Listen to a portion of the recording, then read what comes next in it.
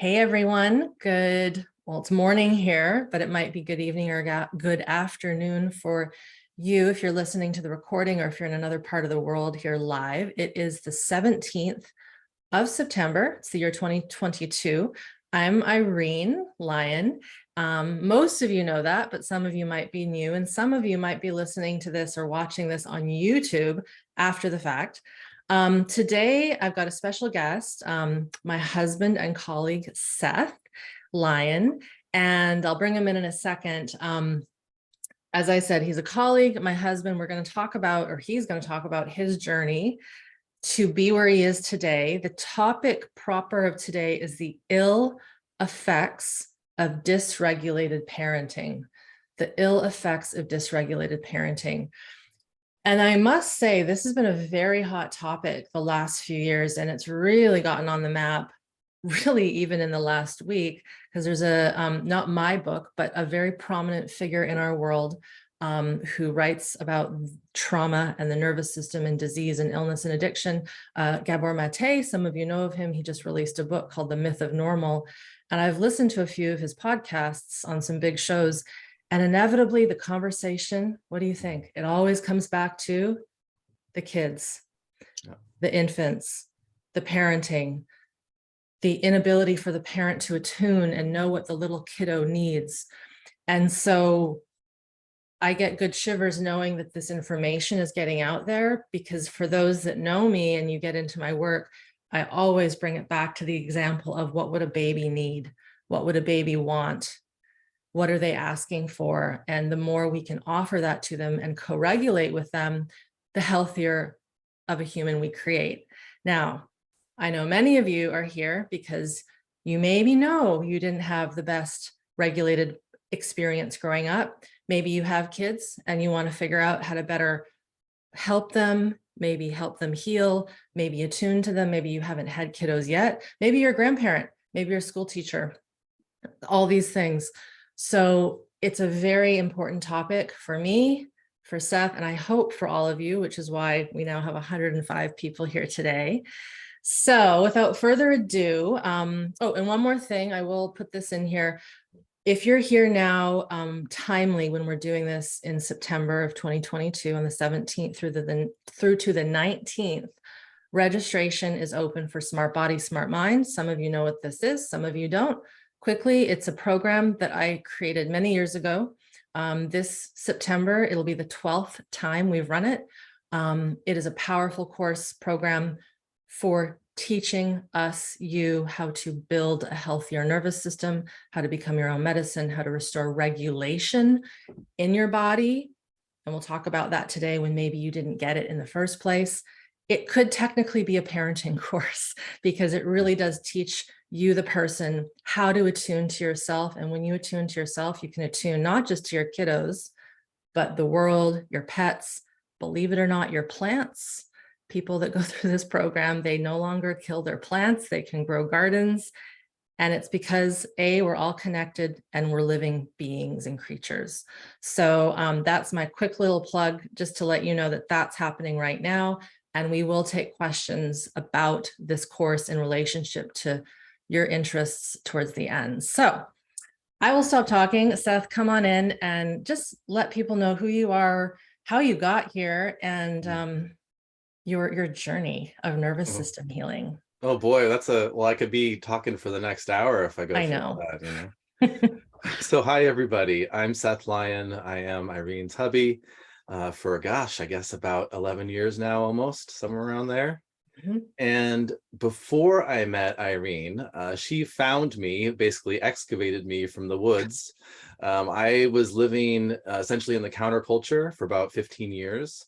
I was unplugged from the world. I lived mostly either by myself, like literally in the woods, spent like 5 years in Hawaii, just camping around, lived in small communities, lived off grid, basically out of the system. And as far as I knew, that was simply my preference. It was the way I wanted to live. I didn't have much awareness about trauma and how it was impacting me, except for in a very general sense. And I would come to discover later much more about my real motivation for why I was needing to essentially hide away from the world. And it's complex because, I mean, and let's face it, there are some things about our world that are not the easiest, that are just kind of toxic and hard and difficult. And it's pretty nice to live, without working much and just kind of being a hippie. It's a valid lifestyle choice, but it also for me became limiting. So let me back up a bit and explain how I got there. And so, I grew up just normal suburbia uh, lifestyle, very, moderately affluent from all, outside perspectives, apparently healthy and normal and good. But there was so much dysfunction within that perceived normalcy. One, my folks split up when I was 2 years old. And ever since then, I bounced from one house to the other every 2 weeks, me and my siblings. So that on its own creates a bit of a, problem with instability and attachment and all sorts of things around friend groups. And it's kind of a weird way to live, but it's become very normalized, that sort of dual parent household, and it can be okay. But for me, I, like many other people, was growing up with parents who themselves were traumatized and dysregulated, and didn't know it. And it was just how things were.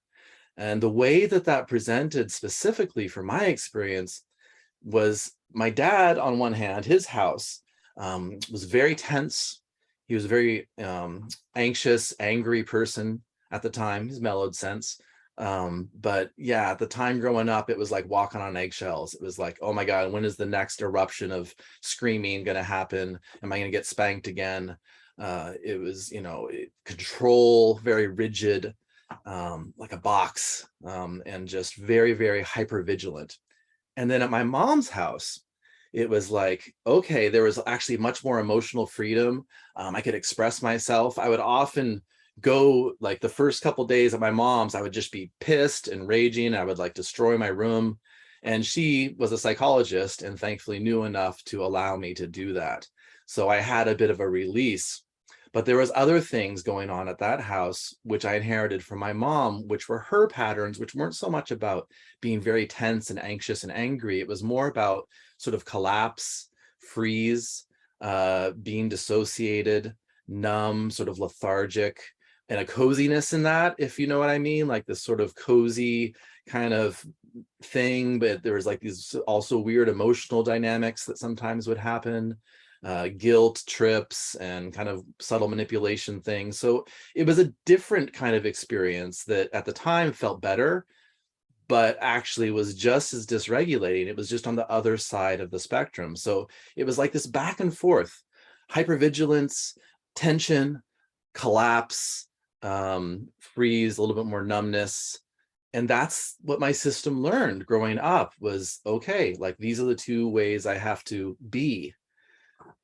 So that on top of that, I had many really tough experiences. I had a brother who passed when I was 13 of cancer, which I believe was due to his trauma. He was older, and had been the perfect oldest son, which I think killed him, essentially. And so all of that and other family ruptures and the normal, just sort of toxic stuff of society made it such that by the time I got into my 20s, I was looking for an out, essentially. And I found that through meditation. That's how I entered into the process of self-discovery, healing, exiting from the world. I got into what's called a Vipassana meditation. I did a 10-day silent sit, which at the time was profound. I had, an experience that felt very much like what you would call a spiritual awakening. Just sort of getting in touch with deeper parts of myself. And that's what sort of propelled me on that trajectory into the woods. At one point during that time, I met my first wife and we had a child. And that's when I really started to see that there was, okay, I still didn't really know what was happening, but it was obvious that like, okay, there's some issues here. Because when I had a child, stuff that had been unresolved from my own experiences as a baby and a toddler all of that started to be mirrored in my experience with my kid. And it was very interesting the ways in which I adapted and responded to that experience of being a dad myself, which we can get into in more detail as we go. But that's sort of the broad arc of my journey to getting here, was growing up in the apparently normal suburbia, ending up with complex PTSD, fleeing to the woods, to meditation, to spirituality, to energy work, to all that sort of kind of more esoteric spiritual lens, living apart from the world. And then Irene found me, and for some reason decided to take me in like a little mushroom plucked from the woods. So thankfully she saw something in me there, because I still hadn't really addressed any of my trauma, which she soon found out too. Because as soon as when I met you, Irene, you had just finished your somatic experiencing training. Yeah. And so what was interesting is the amount of overlap we had, because through all the practices I had done of spirituality and shamanism and meditation and energy work, there was overlap with somatic experiencing, but I didn't have the intricate knowledge of the nervous system, of the lens of understanding survival physiology and regulation and all of those things, which is what you introduced me to. So that's kind of how we got to where we are now. When I moved to Vancouver, I started doing sessions for myself, somatic experiencing sessions. And I did them regularly, probably for 6 or 7 years, starting off maybe like every 2 weeks for a long time, and then went to sort of once a month. And I'd say it probably took me about 7 years before I actually became regulated and felt safe in myself, in my cells, in this setting, right? That's the thing. When I was in the woods, like I got to a level of like perceived wholeness and health. Like I was sort of master of my world. I ran the kitchen. I was a chef. I was living in this community of this beautiful hot springs resort. I had friends. I was apparently healthy, and what if I left that bubble though? Let's say I went to town, I would have just like crippling anxiety within a couple hours. I'd have to leave. So I had apparent health in the bubble. Now I have actual health, and am able to engage with the world and able to help my clients and teach and do things like this. So it's a journey that took a while, and I had all those tools, all those great tools that helped once I got into the nervous system work. But it wasn't until I got the nervous system work that I actually started to really heal these deep layers of trauma. So that's where we are now. Thanks, Seth. And just a story that's picking at my mind, so I'll share it. As you said, when we met and then you came and we were living together for the first time, we had an event at the house that we were living in. This was in Whistler, British Columbia, and it was actually a somatic experiencing introduction. Yeah. One of my colleagues came up to Whistler to promote the somatic experiencing work. And for those of you that don't know that this is the work of Peter Levine. It's one of the things that both Seth and I are trained and practiced in. And, it was a very safe, lovely environment. It was maybe only 20 people, and we had snacks. And then I looked around when people were arriving, and I was like, where did Seth go?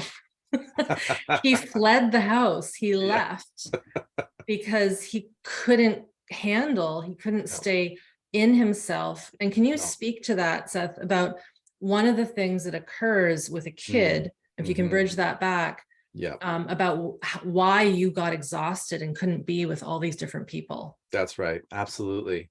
So one of the things that kids learn, if they're growing up in an atmosphere of dysregulation, trauma, threat, whatever the presentation is, you'll learn to adapt by understanding who you need to be for the environment. Like, who do I need to be as a kid to get not yelled at? Who do I need to be to fit into this situation? Who do I need to be to fit in with this person? So I became very skilled, and many kids do, at reading the environment, reading the person, and shaping myself and my responses in such a way that it accommodated them and the environment so that I would stay safe. It's very normal adaptation to that kind of situation. So when I was in Whistler, and these people started arriving, okay, well, okay, the first person's here, and okay, all right, okay, I can be this way with them. Okay, okay, second person's here. All right, okay, no, I can do this. I'll be this. Okay, fourth person, fifth person. How do I shape myself to be okay with all these people so that they don't kill me? Essentially, that was happening. What was happening in my nervous system, right? Every single person is a potential threat that I have to navigate and figure out how to be, which is freaking exhausting. And so, yeah, after about the fourth person showed up, I was like, yeah, nope, see ya. I'm out of here. Went and got myself like a liter of beer and like drove up to the top of the subdivision and just like drank it and waited. So that's that. And, you know, that's the result of the adaptive responses that I learned, which I had never gotten to uncover and work with. Thank you. Yeah. And, you know, to tie this into kids and humans, one might think that that's normal. And there's a lot of folks here saying, this was me, this was me, this was me. Right. Someone just said, I became an amazing salesperson, because you can adapt to all the different, and it's true. There are adaptations to this. But from a nervous system perspective, the system is in threat, in defense, in armoring, in softening, as oh, that person's a little more soft-spoken, so I have to change. And then you, Seth, and of course for everyone else, you hit a circuit breaker where it's like, I got to shut down. If I don't get out of here, I'm going to blow steam. Too much computing, cannot compute anymore, because there was no ability just to relax and be myself. Like, I didn't know what that was. All I knew was all these layers of strategy and management, right? So the idea that I could simply, too many tabs open in the brain, that's great. It's like, I didn't understand how to just like be myself and that would be fine. I didn't have to change who I was. I didn't know who I was, essentially. And that ties into this word we often hear called authenticity. That's and right. Being our true human nature and our true soul, if we want to use that word, and our individuality as opposed to our personality. I talked about this earlier this week in another class, and that upbringing that you had, where you had to be a chameleon, as someone said, in your different environments. A, you didn't know any different, and B, it was just life, and C, it kept you safe. That's right. So I want to really highlight to those who are maybe still dabbling with this in their world, this was an adaptive response to keep you probably safe when you were quite young. It's actually a good thing that that occurred. But what we know now, as you did, Seth, and maybe you can talk about some of the symptomology in a second that you have healed. We know through quite a bit of research that when a little person is faced with abuse, adversity, neglect, this lack of connection and attunement and not being able to be who they are, express their emotions, if that is not healed later in life, and Seth has expressed this, he tried the meditation route, the being in hot springs route, you know, all the detox practices, but it did not hit and get to these fight, flight, and freeze responses that were keeping his little 2-year-old self and 3-year-old self and 10-year-old self safe. And so just to put context to like the reality, because you look great now, Seth, you're obviously here and not changing yourself, but what were some of the symptoms and syndromes, if you can give them out to people, just so they see that complex PTSD isn't just from war, and it's not from big, I mean, you were in physical abuse, but I also know that it wasn't as horrific as some of the people that we've heard who have been in violent. Totally. No, it was normal. Like, I was spanked, you know, and up to probably too late. I mean, there's no good age for spanking, but I was spanked, like, you know, for a few years. There's a period there. But, you know, that is, I was being hit. So, you know, spanking is a nice socially polite way of saying how to hit your kids. So it's still, not good, but not nearly as horrific physically as what some people experience. That's for sure.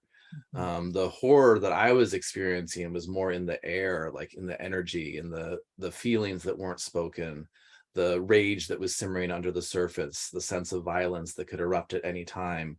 the sort of cloying dependency, weird attachment stuff with my mom. Like it was more subtle. But the thing is, over time, when you're steeping in that kind of stew, it has the same kind of effect overall as if you're in a war, if you're in, I mean, everyone has a unique presentation, but it's not about how big or little the event is. It's about how do you adapt? How do you respond? How long does it go on?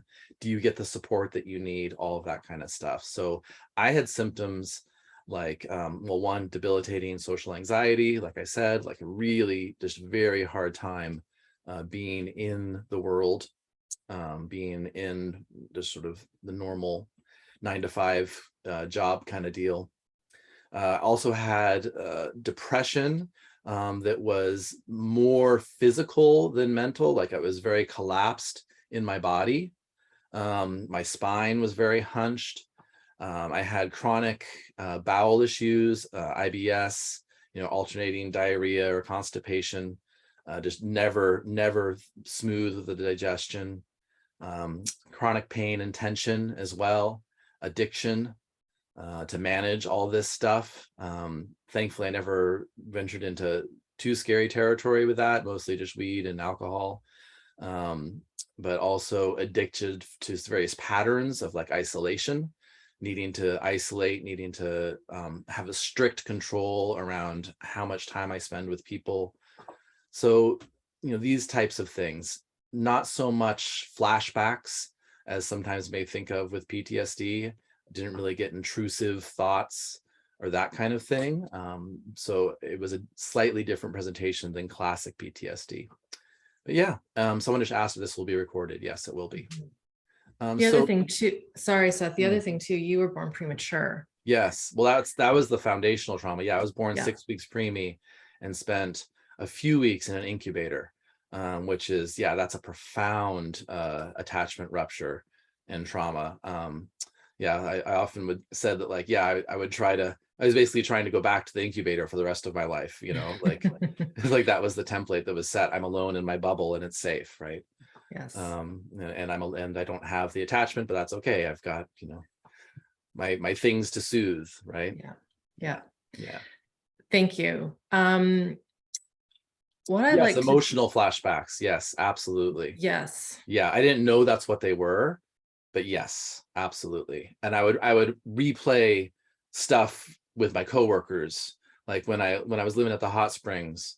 We worked, it wasn't like a high stress job really, but we worked and we had, a team and coworkers, and I totally would like play out, replay different emotional, relational dynamic situations with coworkers. Absolutely.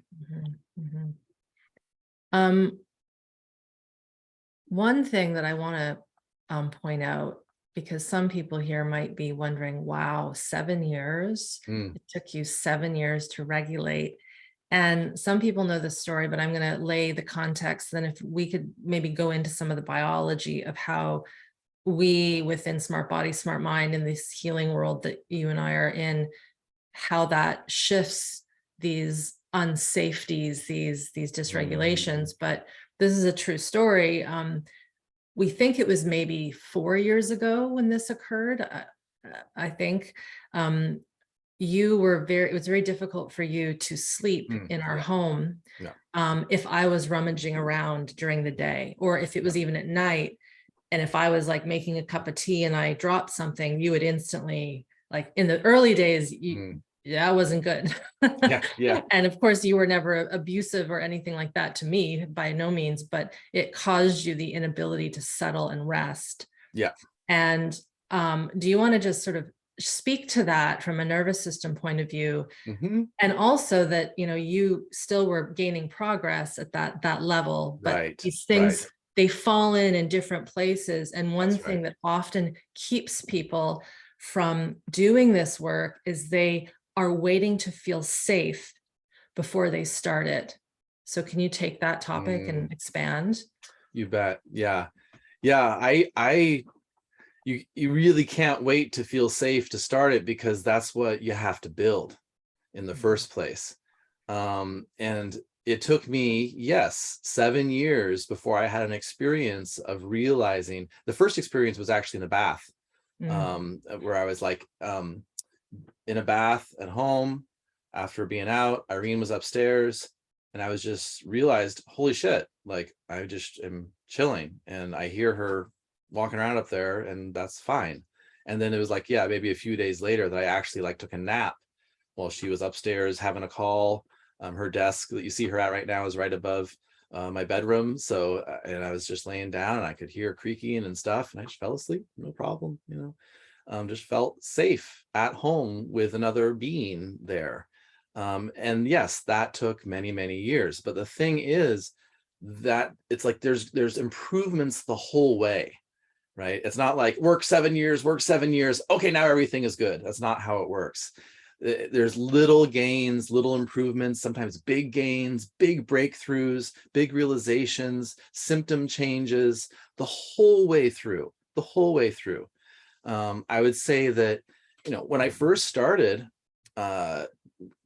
doing this work and living in a city, like I had a very hard time even with the idea of like making money, of money in general, of working, of any of this kind of stuff, right? That's stuff that shifted pretty quickly as I started to get a little bit more in touch with my authenticity and realized that I really liked this work that I was experiencing. I wanted to do that work, and like, wow, that was new. I want to actually do work. Like, I want to help people with this. Wow. So that was super early on. That was in a few months, and that put me on the path of doing the training. And then that increased, right, my sense of capability and competency and purpose. And symptoms started easing and changing. I became more aware of my hypervigilant nature, that kind of thing. That's what is that you'd asked, for me to go into the nervous system a little bit. That inability to settle, that inability to rest when there's any noise or person, that's hypervigilance is what we call that. It's your little brain stem and limbic brain just being like, oh, I don't know, like there's a threat here somewhere, even though you logically know it's my wife, I love her, it's not a problem. But the nervous system and those primitive parts of the brain are like, person, threat, so that's what's going on there in terms of the physiology. I don't want to make it sound like you have to, and one, we don't know how long it'll take. Everyone is different, everyone is unique. But there can be big shifts and improvements in your symptoms, your understanding of yourself, your sense of ease, your emotional patterns, your relational dynamics. Things can change pretty rapidly, but it also is a journey. This kind of work is, once you start it, it's not something that ever stops, I don't think, because it's fundamentally about relating to yourself and the world differently, to people differently, through a different lens. And that lens is something that I think you can always polish, right? You can keep on refining that. You can keep on having deeper understandings, deeper perceptions. But yeah, you get to a point where eventually you're just kind of okay, and for me, that was about 7 years where it was like, okay, I'm just at ease, essentially. Most of my symptoms were resolved, and I was just able to be okay in the world. And one thing, for those here that might be in relationship, partners, spouses, husband, wives, all that, one thing that was very, I feel, important for our interaction, I called you out on a lot of stuff. Well, and this is where we can bridge into the parenting thing. So let's go into that, because I want to get into parenting and shame, healthy shame, toxic shame a little bit, because there's sometimes this thought that it's just about feeling and going with the flow and not being challenged. And man, I challenged you. And in a lot, and other relationships where both partners don't understand, this is where it's hard when one person understands the nervous system stuff and the other person doesn't. It can cause a lot of friction. But because we were on the same page, I could point out his hypervigilance. If we were, say, at a restaurant, I'm like, Seth, you're staring at that table. Stop. Stop. And I would have to sometimes hit him under the table. You're doing that thing again. Because the people next to us would be like, what's this guy doing? It's because he was looking for danger. Like, are these people going to come over and jump us? So do you want to speak a little bit to that in relationship now to parenting and such? Well, one, in relationship in general, If you are blessed enough to be with someone who sees your stuff and calls you out on it, like that is fantastic. And really, I want to encourage you to have humility and embrace that, because it's so important and it's so valuable. And it's going to ruffle your feathers. Like, prepare for feathers to be ruffled, and it's okay. It's important to get that feedback. It's what helps us grow. And this really, reached an apex when my son, who was 16 at the time, came to live with us for a couple of years. Now, I had had an on and off parenting with my son his whole life. I was always in his life in some way. When I was living in the woods at the hot springs, he would come spend the summers with me.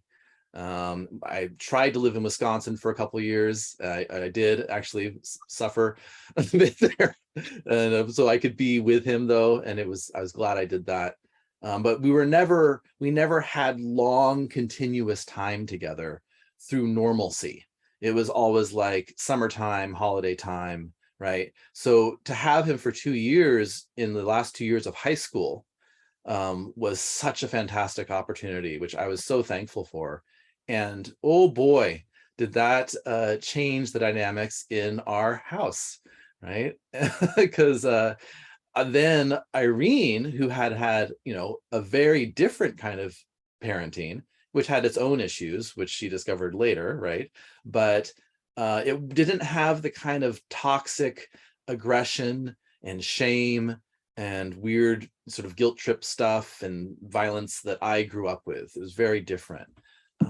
So she saw patterns in me and my parenting that I couldn't see. And, this is a very important point, because Irene's put out material before about parenting. And oftentimes what we'll get is angry comments from parents, like, how dare you speak about this because you're not a parent? Well, it really doesn't matter, folks. Sorry. As a parent, it's true that someone who isn't a parent can't necessarily understand the intensity of the emotional, energetic impact of that relationship. But that doesn't mean that someone like Irene can't see what is valuable, what is helpful, what is not, what is attuned, what is misattuned, what is supportive of regulation, what is not, right? That's really something that you just have to understand physiology and trauma to really have a good lens on. So she had that lens, and pointed out all the stuff that I was doing. The main thing that I did, which I was guilty of, was what's called, over-functioning, overdoing. Basically, because my relationship with my dad was so fraught with intense criticism and anger, I steered far away from anything that might bring me and my son into that territory, which meant just doing everything for him as much as I could, trying to make his life as easy as possible. And you know what? That actually isn't that helpful, I discovered. By the time I discovered that, he was 16 already. And that, is another issue, because really the changes that I needed to embrace in my parenting needed to happen earlier. And so some of the damage was already done in terms of his ability to manage his time, accomplish tasks, be organized, be on time, like these sort of executive function types of things that would have been very helpful to have me as a parent, or his mom. He didn't really get it from either of us, modeling, right? He had great attachment and early childhood experiences. Like the first 3 years were idyllic in Hawaii, just, paradise. But as he got older, and the effects of my parenting and also his mom's, it resulted in some problems for him. So by the time we got him, there were these patterns that I didn't know were patterns, that I didn't think were problems, that Irene started to point out. And yeah, it was not easy. I fought back many times, right? It felt, and this is what someone who isn't a parent maybe can't understand, is how intense it feels to challenge those patterns. Like, yeah, so, I may understand on a cognitive level, you're right, but you don't understand. It feels like I'm going to die if I do that. If And I can tell my you, son he has to clean his room, if I tell my son he has to bring up his dishes that he's been accumulating down there, if I tell my son that he has to help out and keep, clean this or do this, that feels like I'm going to die. Like literally, like I can't, like, you crazy? Like, no way. That's how intense it was. And maybe some of you can relate to that. So that was my reaction, is sort of like a flip side of what I had received. At the same time, I also had triggers into the kind of anger that I received. This wasn't so much later, but earlier on, like when he was young, mostly when he was a toddler, when he was kind of wild, exerting his boundaries, I would get triggered into this intense rage, which thankfully I was able to keep contained or go away. It didn't let it into the picture because it was too important to me to protect him from that kind of energy. But it all got triggered in me. So, there's different things that can happen when we're exposed to these problematic parenting things ourselves. One, we can respond in the opposite direction, right? And in our behaviors, but also we can get those direct triggers of like tension, rage, explosiveness that were unresolved in ourself from the same age. Right? So all of that was going on. Yeah. Thank you. And I'm sure there's folks here that are on different spectrums. Maybe you've had your kids and they're adults. Maybe you have them and they're little. Maybe they're teenagers. Maybe you haven't had them yet. I'm thinking of, and may I share that's the story that happened in Baja with the healthy shame? Yeah. That's great. So your son was younger, and I think he was maybe 11. 12, 12. And we were staying in a lovely place on the beach in an area of Baja, and we were coming back from the beach, and Seth and I were talking, having a conversation, and his son interrupted me. And I snapped in a healthy shame way, and I said his name. I'm talking to your dad. Please wait. I was very firm.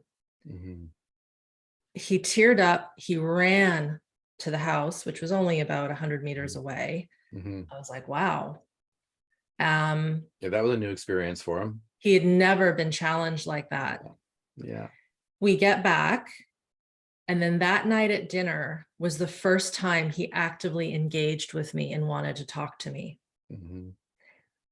It was very interesting, and not something that either of us knew was going to happen. But I share that because even though he was already a young teen and hadn't had any boundaries, his brain was looking for that direction. He was looking to be put, this is going to sound weird, in his place. He didn't know how to stop. It was very impulsive. And so this idea of healthy shame, and maybe we can touch in and define the two, Seth, in a second, is so essential. And you can start it even when they're older.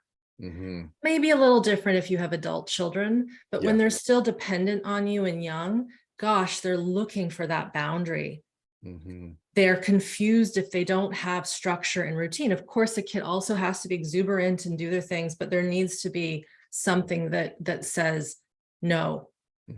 And it just showed that the wires were still there in him. I'll never forget it. It was amazing to watch that happen. And like, to me, it was horrifying at first because I was seeing the emotional response, like, oh no, he's upset. And this is what's so difficult to understand sometimes, is that our kids can be upset emotionally and be getting exactly what they need developmentally in terms of their nervous system and their wiring, right? If sometimes they're going to be upset, and that's okay. If it's in response to something that's needful and healthy. And that's where, you're talking about this idea of the shame response. Now, someone like me, I was toxically shamed over and over and over again for who I was, for my ideas, my dreams, my thoughts, my creativity, my personality, my sexuality. I was shamed in horrible ways. And what we mean by toxic shame is I was told that I was bad. I was told that my feelings, my nature was bad. And that's what we don't want to do. That's so destructive. That's what happened to me. That's very different from a clear communication that says that behavior is dangerous. That behavior is not good for the tribe, essentially. Like, this is where this comes from. How do we maintain the health of the tribe? You don't go poison the well. Don't do that, right? So a healthy shame response isn't something that a parent does to a kid. It's a physiological response that happens in the child that tells them that behavior is dangerous and I shouldn't do that. We call it shame because that's what it is. If you think about the classic example, a kid about to go touch a hot stove, a little toddler, and mom says, she can't get there in time. No, Johnny, no. Right? Like, and whoa, whoa, right? The kid will retract generally, and then there'll be like a collapse, right? And sort of the tail will tuck a little bit, the head will come down, they'll tear up, there'll be a collapse in the posture. That's shame. That's the shame response. It needs to be immediately followed by healthy connection. Johnny, it's okay. I love you. I'm just trying to keep you safe. That's a hot stove. It'll burn you, right? It needs to be very clear that the behavior is dangerous and I love you and you're okay. And, everything is okay. But that's a dangerous behavior. So what Irene did was basically that, but it was in a relational thing, like, hey, that's not okay to interrupt someone when they're talking. And she wasn't mean, she didn't really raise her voice. It was just extra firm and clear. And it produced that same kind of response, even though he was, like 12, there's these wires that got linked up and right in that moment of like, oh, that's not okay to do that. And even though he was upset, his system holistically sensed, I really needed that. And then there was this engagement at this new level with Irene at dinner and this increased closeness. So yeah, that's a sort of a summary of how that works and how problematic it can be for someone who's been subjected to toxic shame to assert themselves in that way with their kids. And this is why it all circles back to, as parents, we have to do our work. This is the foundation of being a good parent with our kids, is understanding first how to attune to ourselves and understand ourselves and start getting the old traumas out of our system, becoming more regulated so we can model that. That's the most effective thing we can do. Step one is dealing with your own stuff. And it's really never too late to do that. I've worked with parents of adult children who, as they resolve their stuff, the whole family system changes. It happened in my family system. It's a kind of quantum effect that I don't think we fully understand, but I've seen it over and over and over again. So it's like as you change yourself, you change the system that you're a part of. It ripples out.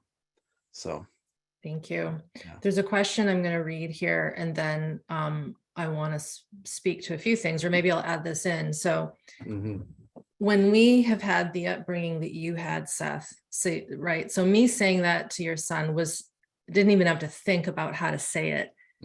It's bred into me because I did have a safe early childhood upbringing. Thank you, parents. And boundaries, like you had that experience with your dad. Oh yeah. The good here. So someone said, can you give more examples of toxic shame versus healthy shame? So for me, my biggest example, I just got a little head buzz because when I think about it, I'm so thankful. I don't know how old I was, but I was old enough to stand at a very low kitchen table that we had at my childhood home, and I was cutting something, and it was abnormally low, this table. And I guess I don't remember, but the knife, I think, was facing my face as I was cutting something. And my dad was at the kitchen table, and I heard this very, very loud, but not aggressive baritone, Irene, look at what you're doing.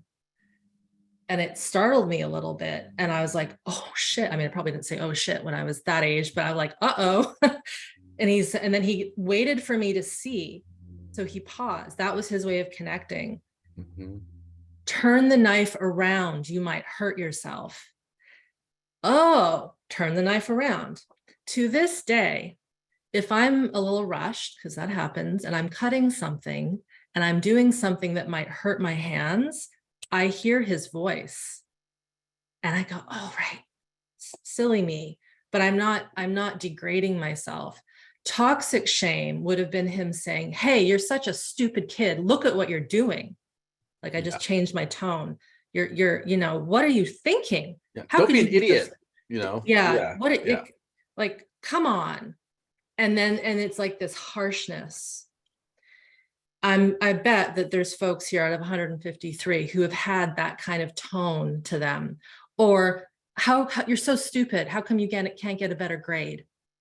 Versus, okay. I never in my life of almost flunking out of all of elementary school, and this is a true story, and junior high, never did my parents say, you need to do better, Irene. They just saw my report cards, didn't say much about it. And it was up to me to figure out. The teachers thought I was disabled. I was deaf. I was just bored, but they never took me to another specialist. They never tried to figure out, why can't she do basic math? Well, it turns out I can, but I had to get to calculus to do it, right? It didn't compute. So any other examples, Seth, to help this person see the differences between toxic shame and healthy shame that maybe are coming to your mind? Well, it's about communication, right? It's about clearly, when there's a problem, something's happening that's a problem, either because it's going to put the kid in danger, or it's rude, it's something that is disrespectful or dangerous to the group, right? It's about communicating that clearly with closeness. That's all. And again, when you do that, the child may have a physiological shame response, a little change in the posture, a little sinking feeling, and that's a somatic cue that says, hey, that's dangerous. And that's all it's meant to be. And there's no like, I suck involved, right? Toxic shame means you end up feeling like I suck in some way. Can you distinguish guilt? Because I know that guilt is mental. Yes. Is how I distinguish. Like, guilt is thinking about all the stuff you supposedly did wrong, which, I mean, there's a place for guilt. There's a place, and if you do something that's really awful to somebody, there's a place for really checking yourself and thinking about that and feeling a little shameful about it. But when someone is compulsively guilty or feels guilty all the time, that's generally a mental representation of toxic shame, of being toxically shamed, where there's just this imprint of like, I'm wrong in some way, and I will apply that mentally to whatever situation I can, because that's what's circling around in there. The other thing too that's really important with toxic shame and healing from that, as we've said, it's coming back to the nervous system, healing it, growing capacity, becoming comfortable with our healthy aggression, and feeling a very distinct emotion called disgust is in some ways, and I'm stealing from Peter's words, in that working with disgust and being able to sense that is the gateway to healing toxic shame. And in many ways, if you've never experienced healthy shame, this might seem a little confusing because you couldn't imagine doing what I did and saying what I said to Seth's son, and that's okay. It takes time. Just like if you've never ran a mile, you won't be able to run a marathon tomorrow. You need to build up the capacity to feel something that was maybe never there before. But trust me when I say we're wired evolutionary wise to be in a tribe and protect the tribe from danger. And this is where that comes into. Anything else you want to add to that before we get into some questions, Seth? I think that's pretty good. Yeah. Okay. I mean, great. We could talk about other things that are, there's all sorts of important things when it comes to parenting in a trauma-informed way. It's not just about these boundaries and understanding, this is there's, supporting your kids' authenticity. That's incredibly important, but also within a boundaried way, right? So it's not just totally uncontained. There needs to be that beautiful dance between just really staying out of the way of their unique, beautiful authenticity, but also providing a container.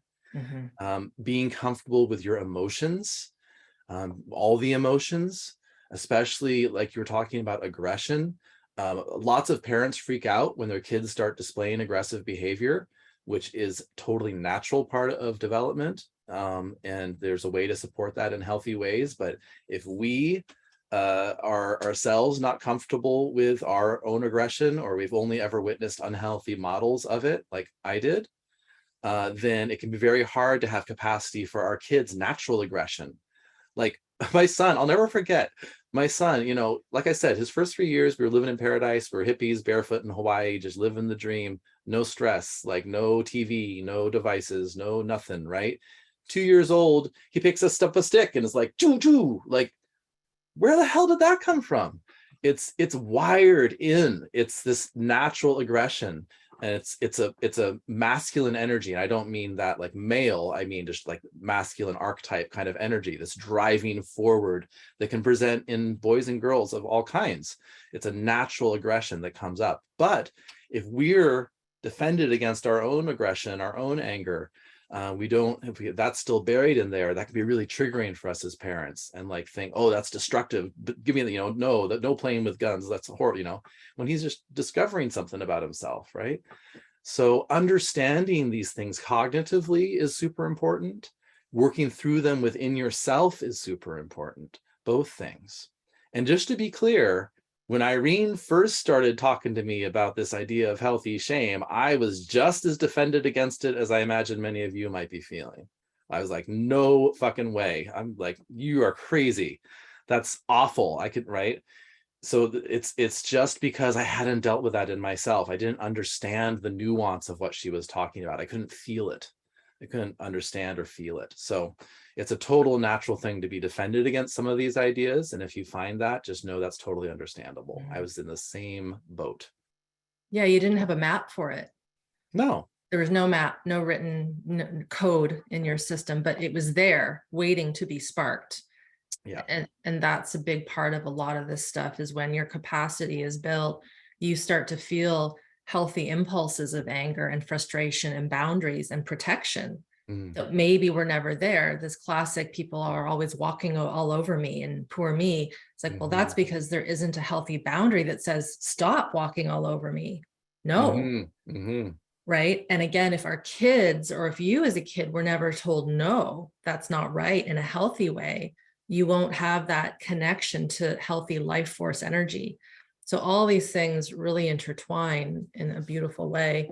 I'm going to read one question here. Someone asked, curious if the nervous system work substitutes any of the somatic or cognitive work, for example, conflicting attachment styles. So I'll say one thing, and then Seth, if you want to get into this. So nervous system work, I realize I don't define it. It is somatic work, and it's also cognitive work, because the nervous system is connecting to all of our physiology, how we think, and how we relate to the environment. So at least for me, in the way I've created Smart Body, Smart Mind, we're not just working with the felt sense, and we're not just working with the limbic system that's firing, because there are courses that will just work with that, and just work with this, and just work with this. We do our best, and I think we do a pretty good job at bringing them all together. And then a funny thing happens is that some of the cognition starts to shift, the somatic starts to shift, the nervous system starts to shift, and then the attachment shifts. So if you want to tackle the attachment a little bit, Seth. Yeah. I mean, some of the attachment repair, there's many ways that happens.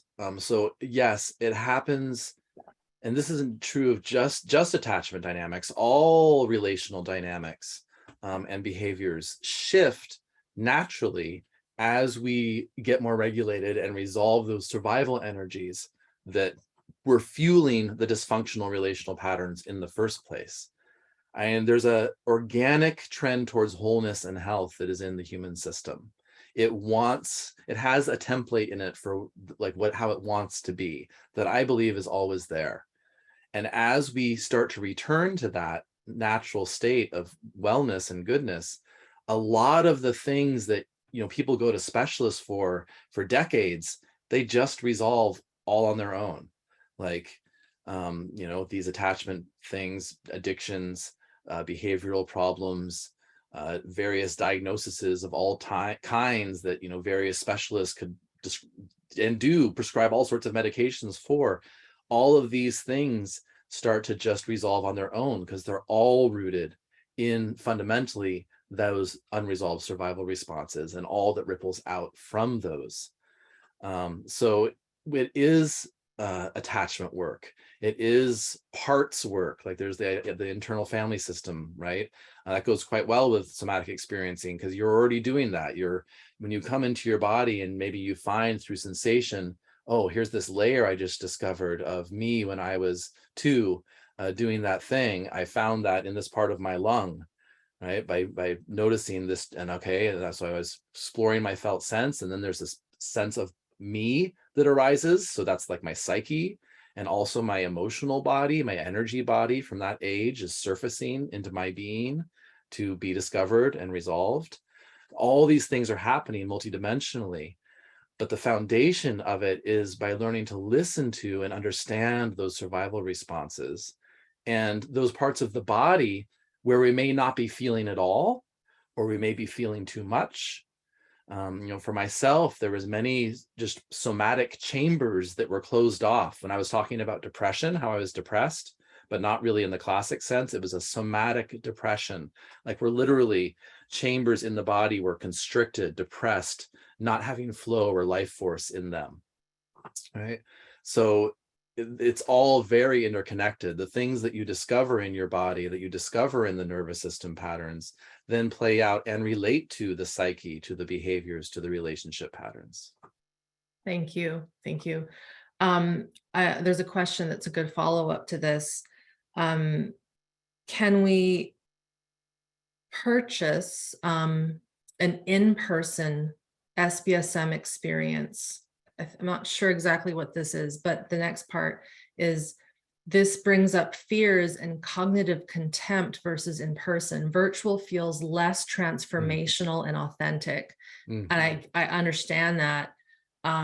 But please, Seth, do you want to tackle Totally. this? Because So, it's I mean, important. yeah, absolutely. Well, first, let's right at the start, let's say, okay, maybe this isn't for everybody. Some people will really need that one-on-one relationship with a practitioner. And even if that's the case, you will be far better prepared for that experience if you start to understand and work with yourself in this way. And the thing is, I don't know, but everyone's different. For me, the ability to practice in my own home, in my own space, with some of these things is far easier than with a practitioner, especially if I don't really know them yet, right? Like I did so much, like I spent years exploring myself to even get ready for therapy, like with with a person.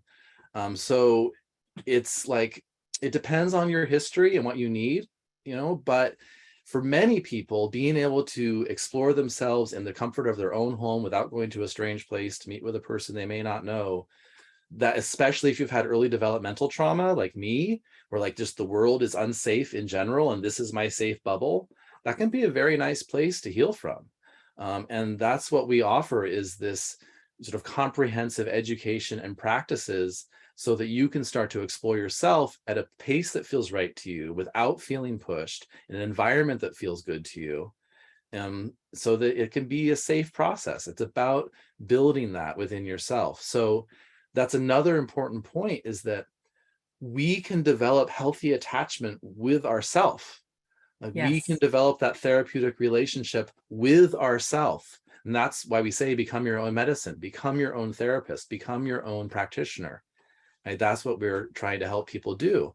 So, and yeah, maybe it's not for everyone. Some people may just want that in-person relationship. And I want to, yes, there are some folks I have found that are like, I know I need to be with someone and be guided. Mhm. I would say 9 times out of 10, that it's the opposite in that, and this came up in a question the other day. Someone said, I know I have, or they didn't say what it was, but they said, I've tried EMDR, I've tried cranio, I've even done somatic experiencing, and every time my system blows up Yeah. and I'm in terror. Yeah. And the moment I read that, I had the question for the person, did you have developmental trauma? Because that is indicative of developmental and early trauma. Because remember, when we are little, and I mean really little, like in utero, and this person had a near-death experience at 6 months in utero, which happens. you don't have cognitive understanding of what's going on. All you feel is complete terror and I'm going to die. And the process of working with someone one-on-one, because it's what we would call normal, we might, as the participant, as the patient, the client, appease and stick with the person for that hour that we've paid them for. But if we don't have a map of how to follow our sensations and say this is enough, we may override and stay in that session. That's what creates the blow up of the nervous system. Yeah. So it doesn't mean that, let's say, that somatic experiencing practitioner wasn't skilled, but if they don't have the lens of the early trauma piece, because SE does not get into this, No. Peter can work with it, but he's his own person. The base level curriculum of somatic experiencing does not get into working with the intricacies of early trauma. That is where the work of Kathy Kane comes in. And that is part of Smart Body, Smart Mind. We aren't asking you about your traumas. We're not trying to get you to be stronger. We're getting you to sense the base level stress physiology and connect with it and feel it. So I wanted to add that in because there is something unique about virtual, oddly, where, and I joke, you can shut your computer down when you've had enough and say, I've had enough, Irene, and literally walk away. You have a healthy boundary. Yeah. It's like, I'm done. And I just did 5 minutes and that's cool. Yeah. It's hard to do that when you've paid a therapist $200 to be in the room. It's hard to walk away when you've only been there for 3 minutes. But Seth knows through working with people, he might see clients for a few minutes. That's it. And so I wanted to just add that little piece in. Yeah. Someone has a question here. Does SBSM touch on reparenting ourselves in inner child work or any internal family systems work, since that seems to be connected to inner child work? Or how are these aspects addressed with regards to regulating the nervous system? So we've skirted around that topic, but do you want to tackle that one specific to IFS? Well, yeah. So that's, those parts, as they say, they are all related to nervous system states. That's what I discovered in myself and in my clients. Like, they may be saying, I'm really feeling, my 2-year-old part. Okay. And what I'm seeing is, okay, there's hypervigilance and collapse. And, I'm seeing the physiology. So it's all of those internal senses of self, of my internal parent, my inner child, my teenager self, those are all physiological states. If we are not just one whole person, if we are fragmented, as what happens with trauma, all of that can be reclaimed by working at this level of the felt sense. It's because that's how we contact them in this work. It's like, oh, I feel this, and then I have these impressions, and then I'm bringing it into my environment, and all of a sudden my environment looks different. It all is connected to these physiological states. Mm-hmm. So IFS and this work, they go well together. But I think you don't really need the IFS personally. I mean, it can be helpful to have that framework if you like, but it's all relatable, can be able to connect to that through this kind of exploration as well. And then I'll add to that, what we're really working with, as Seth said, is you can develop a relationship and an attunement to yourself. So if you didn't have healthy attunement and attachment, you can't replicate that again with a parent. It's done. Yeah. But you can do that as an adult with your cognitive brain who's showing up and saying, I want to do this. So that's one thing. You have to want to do this. There has to be a little urge. Doesn't have to be raw urge, but a little urge. I think I want to do this. I want to try this out. And so the work that we're teaching is teaching you how to attune and notice your biological sensations and needs the way we wanted it to happen when you were young, but it didn't happen. We're teaching you, Seth had mentioned, the spaces in the body that hold energy and trauma and emotion that get shut down and collapsed when he was talking about depression. We are teaching you how to connect with these spaces through self-touch, through intention, and through guidance. So in many ways, there is this, I don't like the word reparenting, but there's this reunion this reconnection with your body in a way that maybe never happened. And some of the most basic touch lessons we'll see in our forums. I'm like, oh my God, you just had me touch my wrist and I'm a mess crying. And I feel so much tenderness. What the heck is this? It's like, that is what a mother, that's the touch that you probably wanted, and you've never felt that before. And you've maybe never even felt that from a practitioner who's done touch work with you, if they don't have this attunement to that early trauma.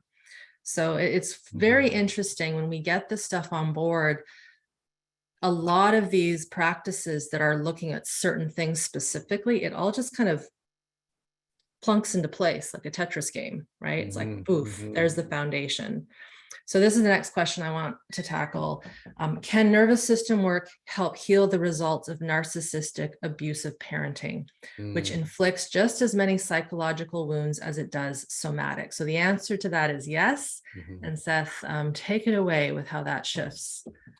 Well, yeah, I don't know if my dad would really be a classic narcissist, but certainly narcissistic tendencies for sure, enough to understand the gist very well. And yes, I mean, there may, and I don't want to poo-poo all other modalities too. Like there may be that there's a psychologist who really helps you understand yourself in a way that's super valuable, right? Like that can happen. But fundamentally, these psychological wounds, as you say, are physiological wounds. Right? They are fundamentally in your nervous system. There's what Kathy Kane calls the neurophysiological platform. It's a really great phrase. She says you cannot change the thoughts, you cannot change the psyche in a meaningful way without first addressing the underlying neurophysiological platform, because it is that platform that supports the kind of thoughts you're having in the first place. If you're in a regulated state, you're not going to have these psychological issues in the same way. What I've noticed for myself is that what happens is those psychological things, they become thinner. They become less urgent. They pull on the flesh less, is a way of putting it, where it's like an echo, right? So that's what I've noticed in myself. As I'm resolving the charges, I still get the same thought patterns, because those thought patterns are echoes of the physiological experience. They are generated fundamentally from what's happening in here. I think there's very few of us who actually are able to sit and just think creatively. Most of us don't really know how to, we haven't been able to use this thing up here for really what it's meant to, because it is stuck in responding to the survival state in the physiology, in the monkey mind, as we call it, right? All those thoughts and those self-judgments, self-thought, self-talk, negative, intrusive thought loops, all of that is generating from the physiological state. So as we resolve the physiological state, the mind stuff takes a little longer. That's what I've noticed. Like, but it's not alarming. Like I was like, oh yeah, I know that thought.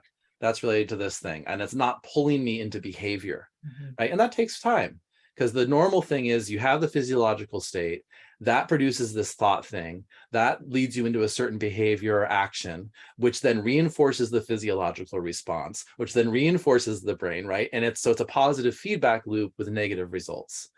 So what we're doing is we're breaking that loop at the place it has to be broken, which is the physiological level. When we just try to intervene with the mind, it's like trying to keep a freaking hamster in a box. Like, it's like, okay, you can pack it up for a while, but you got to get at the underlying chemistry, the underlying energy. So.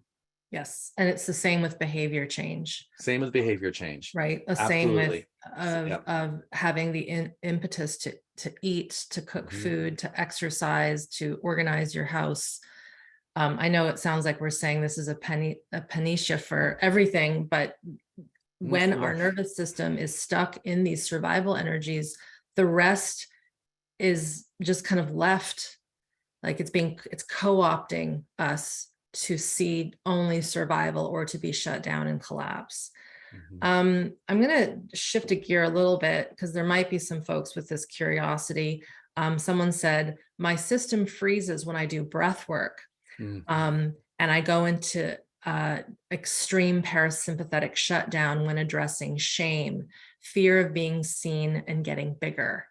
Now, mm. there's no question here, but knowing what we know about certain biohacks like breath work and even Yeah. meditation, can you speak to what's going on in the system here, Seth? Yeah. So what's going on there is just overstimulation. Yeah. This is the problem with most breath practices, is they don't take into account what you're gonna unearth, right? If you start using a certain breath practice that brings you into an area of the body that hasn't been inhabited before, oh yowza, like that's gonna spike the system into total alarm. So that could show up as a freeze instantly, dissociation, checking out, feeling numb, or it could show up as massive activation and anxiety. Either way, it's because you're pushing on the system and it doesn't want to be pushed on. Like Irene said way back at the beginning, so much of this work, we think about what would you do with a baby? A baby can't do breath work. You can't say to an infant, okay, I want you to breathe in for 4 seconds and hold it for 8. And no, what? Right? And many of our wounds come from this place where we have no cognitive understanding. We can't, it doesn't, no compute, no make sense, right? There's no language even on board from some of these physiological states when they happened.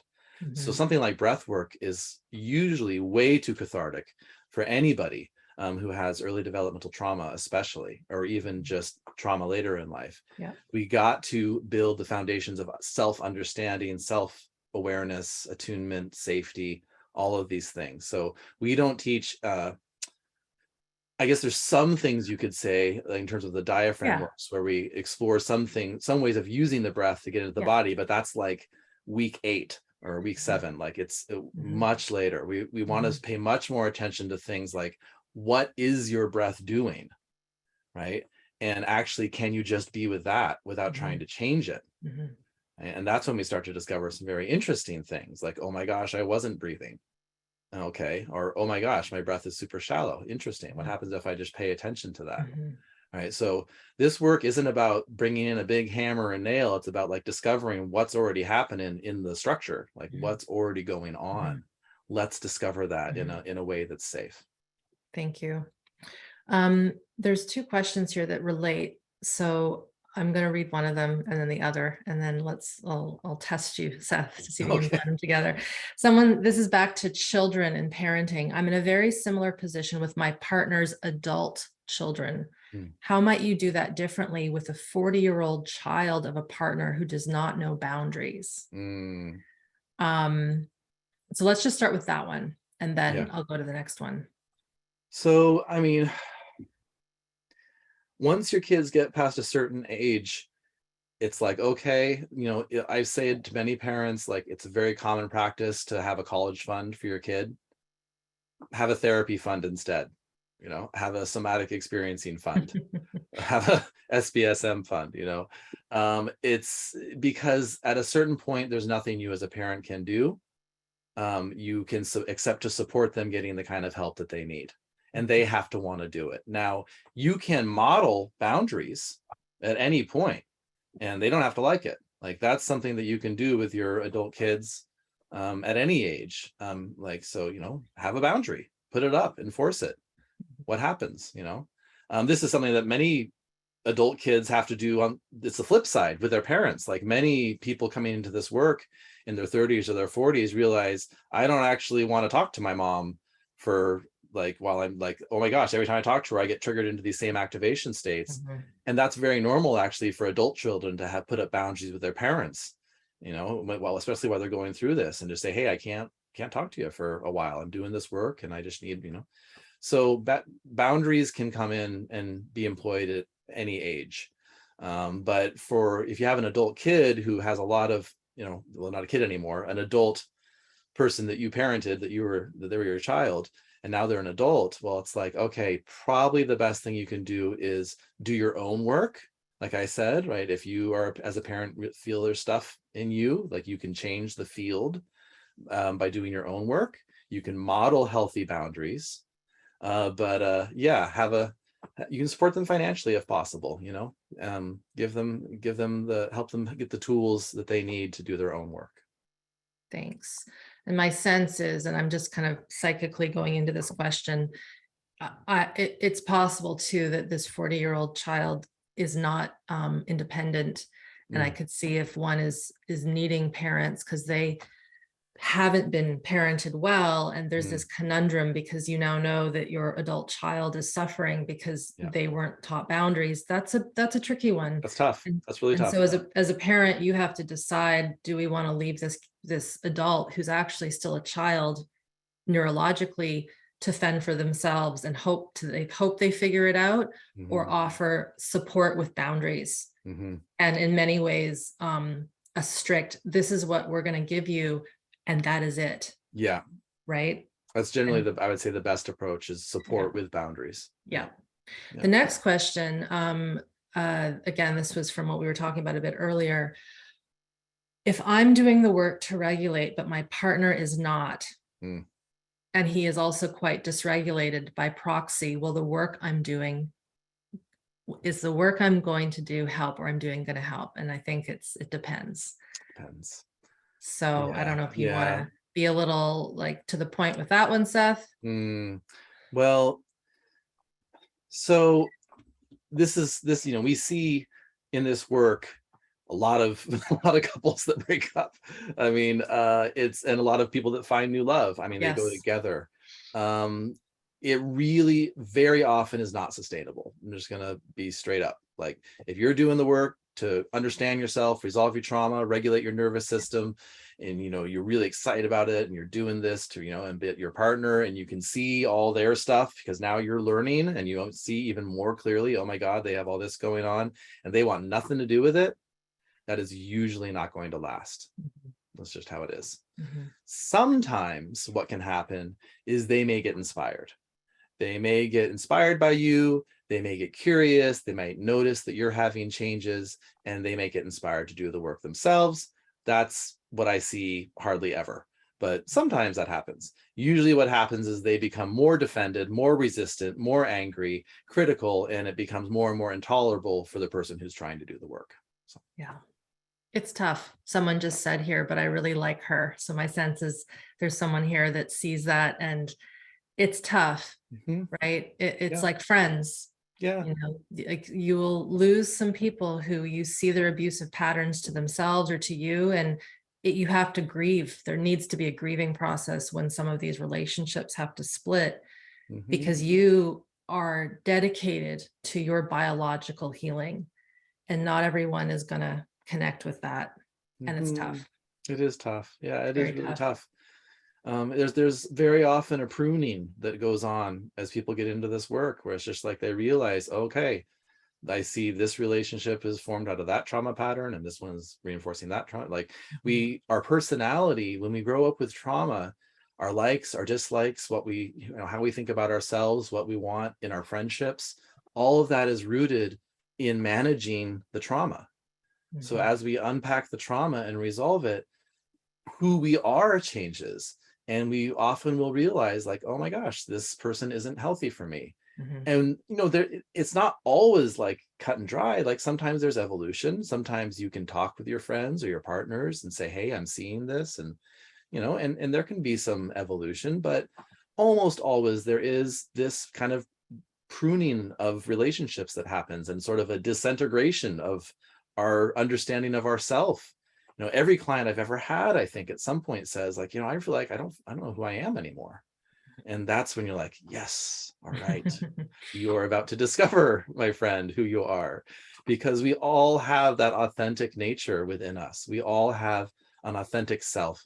And for all of us, there's a thread of that that will be present always. Like, it's not like you become a stranger, right? There's an essence to the self that is a continuous thread, but that essence just gets wrapped up in all these strategies and personalities and behaviors and whatever it may be that we need to do to try to keep feeling safe. And as we excavate that self, that authentic self, which is like precious gold, we start to realize, I really have to protect this. Like, this never was kept safe, and I Mhm. have to do that now, right?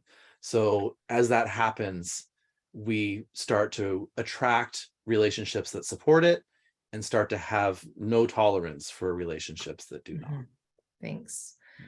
Okay, the next question really speaks to the title of our talk. So I'm going to bring this back up to the top. What are the signs and behaviors for a child when there's dysregulated parenting? I mean, kids cry sometimes, for example, and they still want to play, but it's bedtime. And how can you see your kid is in fight, flight, freeze mode? Well, a lot of that does come to understanding that stuff in yourself. And like I always say before, you got to feel it in yourself to really see it accurately or feel it in others. But there are certain things you can look for. I mean, if it's just like really explosive, wild energy that is just very uncontained, like a lot of the time, like it's normal for kids, especially young kids, to have big explosive outbursts and exuberance. That's great, but like we want to see a rhythm, right? Where it's like, okay, a peak and now we're chilling, right? But it's like, like Yeah. all the time. Okay, that's some sympathetic dysregulation. Fight, flight is stuck in there. Or if they never are upset, right? Like this is the classic thing of the baby who's left to cry themselves to sleep. And like, oh, it's working. They're quiet now. What a good baby. It's like, no, they're in freeze. They're in shutdown. They're in survival physiology. And that's, so if a kid is always quiet, restrained, doesn't ever express themselves, all that kind of stuff, this is a sign that there's freeze in the physiology. It's normal to have some levels of anxiety. It's normal to be a little nervous going into situations in like new school or something. But if it's so debilitating that it's like not doable, okay, that's a sign that there's some trauma here in the system that needs to be worked with. So you sort of want to look for these kinds of extremes that show us that there's something that's not just a regulation. Yeah. And I'm going to add to that, I'm going to parallel an example. So often people will ask me, Irene, I do all the sleep hygiene. So this is an adult, but I get to bed and I'm like wired, and I've had the tea and the bath and I've turned off all the lights and nothing is stimulating me. Why can't I go to sleep? So that is there's stored survival stress, no doubt, in the system. Maybe it's from that day. Maybe it was really stressful. Typically, it's a lifetime of not knowing that it's there. And so I would often say, still do the sleep hygiene. There's nothing wrong with that. It's a nice thing to do, but we have to learn throughout the day, are we pushing and going and not acknowledging, man, I've got a lot of pent up stress, but I'm actually completely ignoring it because my behavior is survival based. With kids, again, it depends. Was there a birth trauma? Do they hate their teacher? Is the teacher really emotionally abusive? Because sometimes that occurs. Are they not getting the proper nutrition? Right? Again, kids need good nutrition. They need protein and fat and all these things. They need to move and exercise. So if a kid is all of a sudden, it's quiet at home, I'm just going to paint the picture. And I know this is a hypothetical. Let's say mama's there, papa's there, they're there. And it's maybe this is the first time that day that the kid has your attention because you've been at work and it's been busy and go, go, go. And they want to play. They know it's bedtime, but it's like, I need to get my energy out. And you're finally here to connect with me. So rather than the fight that might happen because I've been in households where bedtime is a disaster, right? Or mealtime is a disaster. Can you find ways throughout the day to attune and connect with the kiddo so that they're being met always during the day, as opposed to what's so common in our culture? It's just this survival stress of doing, doing, doing. And then finally, when things are quiet at night, woof, I got all this. I need to show you me. I need you to connect with me. So that's something else to think about is, are there moments throughout the day where the kiddo is being allowed to express their maybe pent up survival energy from school? Some of my friends who have gone through Smart Body, Smart Mind, who have toddlers, they're like, oh my God, I see my kid totally different now. Every day after school, we don't just go home and do homework. I take him to the park and we run. We play catch, we do soccer, we go for a hike. I get him to climb a tree. If he looks a little depressed, I'm like, let's do some animal sounds. She doesn't ask, what's wrong? What's wrong with you? What happened today? Like, because he might not even know what's wrong, but let's play, right? Let's get this out. This connects to a question I saw earlier, just was like Yeah. examples for how to support kids' aggression. Great. You want to start this young, ideally, because play is the best way. Like when you can like get some like a toddler or a young kid who's still totally into using their imagination and playing pretend. Like, okay, let's be big animals. What kind of dinosaur are you? I'm a triceratops, you know. Rawr, rawr. What kind of sound do you make? How do you move? I stomp through the jungle. Rah, rah, right? Like you can bring in this physicality and exuberance into play, which is a natural channel for their aggression. It's very easy to support that. If you do that early on enough, then that can just resolve so much. And then later, you know, if it's maybe later, you can talk about it a bit. Like if it's a kid who maybe is a little bit older, maybe you can explain to them a little bit about what, you know, what you're noticing, or about aggression, and you can work maybe like let's make some sounds together, you know. You can still bring it in, even if they're too old for that sort of play. You could sort of talk about it a bit, maybe. Once they get into older teenager, they probably want nothing to do with it, right? But so it's like that's where you get into the therapy fund kind of situation, you know. But there's a window up until I'd say around 12, 13, where you can do so much, just by bringing in play, physical activity, and understanding these things about yourself. Right? Thanks. All right, this is a longer question, so I'm going to read it through here. And I don't know how you are for time, Seth. I know we have a thing to go to a little later, and Bonnie yourself too, but I'm happy to keep going through questions if you are, Seth. Yeah, for now it's fine. Yeah. Yeah, so I'm searching for a reason why, despite all kinds of parenting courses completed for parents and even professional ones and different types of therapies I went through, I just can't put into practice what I've learned. I go into most cases in fight responses and have a completely dysregulated nervous system myself. So in theory, this is the key word there, I know everything about my traumas, about peaceful, conscious parenting. That's a one we want to address, and how to react when my child is, for example, having a meltdown. But in practice, I fail many times. Would this course help me understand my dysregulation and teach me how to regulate myself so that I can better able regulate my child and not spill my emotions and anger onto them? So I'm going to say 100% yes. Yep, that's what it's for. Again, we could call it a parenting course. There are so many parents that go through Smart Body, Smart Mind, and they will say, I had no clue how easy it was to parent. This is not a joke. Yeah. Children are not trying to be difficult. They're reacting to our inability to attune to them and play and meet their needs.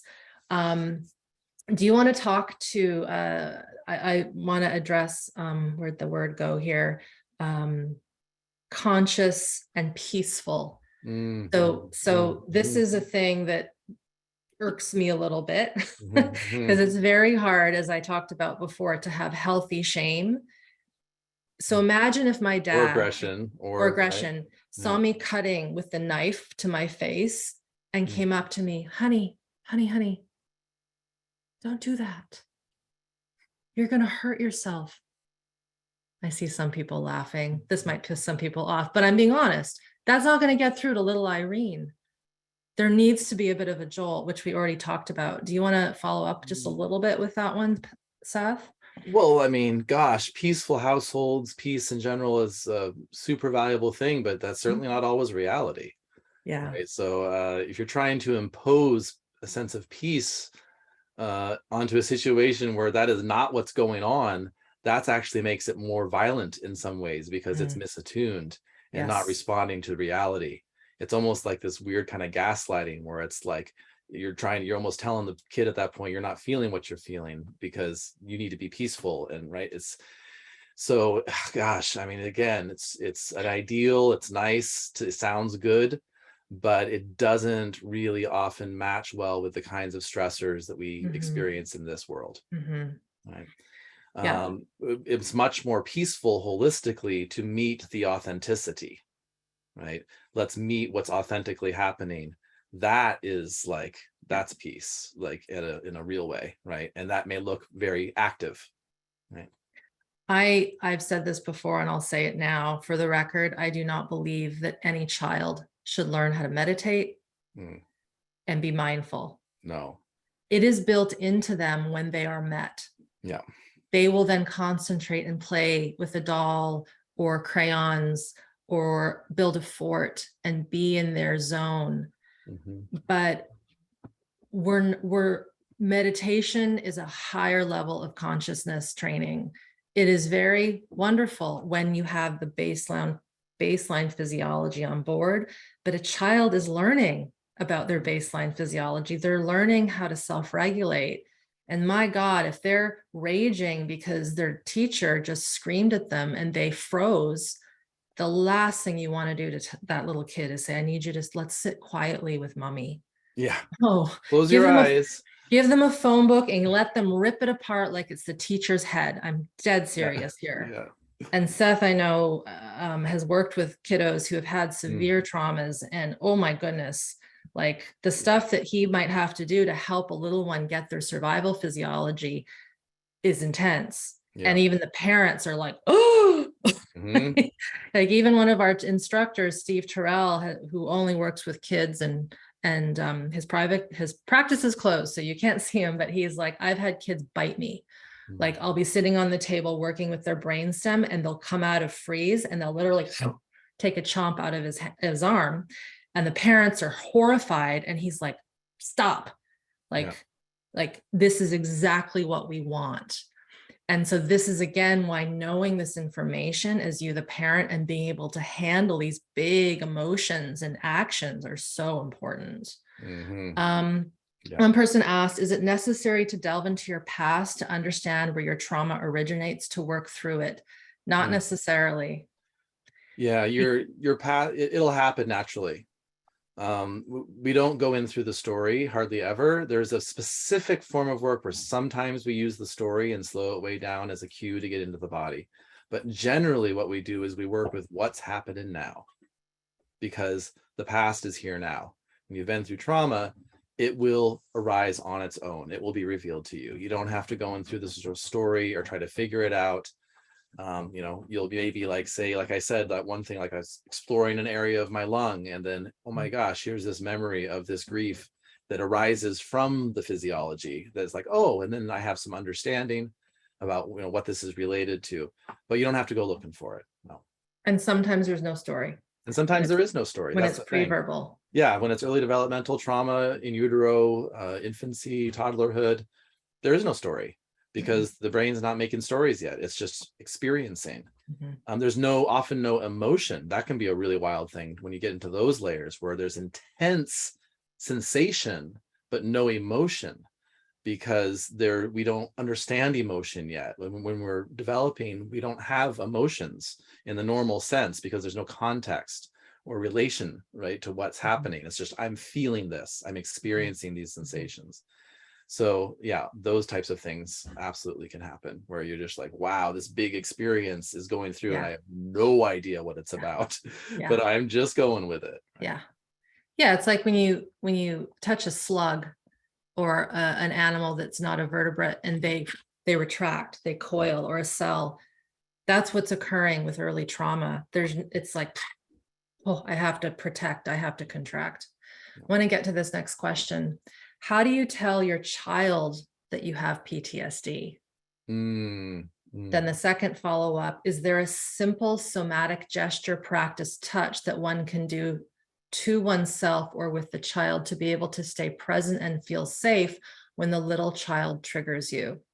So I'm going to say one thing and then you can take the rest.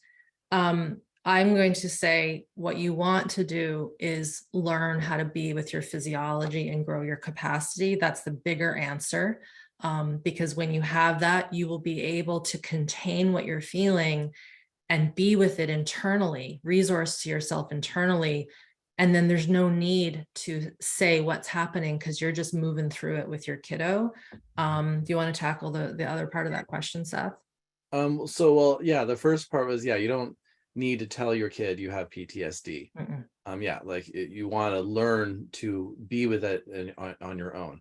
Now, as they get older, it may be important to sometimes communicate, some of where you're coming from, if they ask, right? But it's not something I would necessarily volunteer. Not to a young child. Not to a young child, No. absolutely not. And this is a tough thing. This is actually an important point because we talk a lot about authenticity. Sometimes as a parent, you actually can't be with your kid. Like you have to put your authenticity on hold for their sake and attend to yourself later. Mhm. Like it's not safe. Like for a young developing kid, we don't want to let our rage move through. We do not want to let our intense grief move through. That's way too intense for them. And what will happen is they will feel like they have to take care of us, which sets up a very problematic dynamic, which many people experience later in life, where they feel like they have to take care of everybody for them to be okay, right? So it's important to remain contained and have capacity to develop those things within yourself as a parent. Now, what the other piece was about touch. I addressed that. Yeah, we got through that one. It was about, is there a way that I can be with myself, connect to myself so that I'm not triggering, like, is there an action, a practice that I Oh, can do when I'm feeling? And that comes down to what I said before, yeah, you have to doing the work. develop you have to do the work. Yeah, there's no one specific, that's the thing about this work. It's not like this tool solves this problem. It's about developing a vocabulary. I'm a Mhm. musician, so the way I talk about it a lot is like you got to learn your scales in order to improvise. You have to put in a lot of rudimentary work to get all the skills in the muscle memory, and then you can respond spontaneously. And that's exactly what this work is. It's not like you do this practice to solve this problem. You learn an entire world of self-knowledge and self-practices and techniques and tools. And all of that then is in you, and you respond organically as needed to each situation. And we never know exactly what that will look like. So, Yeah. yeah. Question, and I'll answer this. Can our fascia become hardened and affected from trauma? 100%. Yes, 100%. yes, yes. And can this work here release the tension? Yes, yes, yes. Yeah. Again, like Seth said, it's not going in and manipulating the tissue. It's about working with the entirety of the system, the totality of the system, so that the survival stressors aren't putting out the signal constantly to brace. And then also within this fascial tension, it can be in the muscles, it can be in the fluids, it can be in the bone, it can be in the organs, it can be all of these things. We're slowly building capacity so that we can connect with these things and start to move them out of our system. Yeah. And that brings up an important point, is that Mhm, that fascia is tense for a reason, right? mhm, So again, like a classic approach might be to go in and manipulate it to get it to release, but you have to ask, well, why is it protecting? What is it protecting? Is the system as a whole ready to release what it is protecting? Right? All of those things have to be addressed, which is why when we work with the fascia in this program, it's a very not, yes, not about manipulating the tissue. It's about paying attention and mhm, listening. That being said, once a person has a lot of this on board, and ability to emote and all that stuff and connect to what's happening, it can be super helpful to get like deep myofascial work. mhm. But it has to be with a practitioner who like you feel safe with, that you can like allow stuff to move through, the emotions, the sounds, whatever that may come through.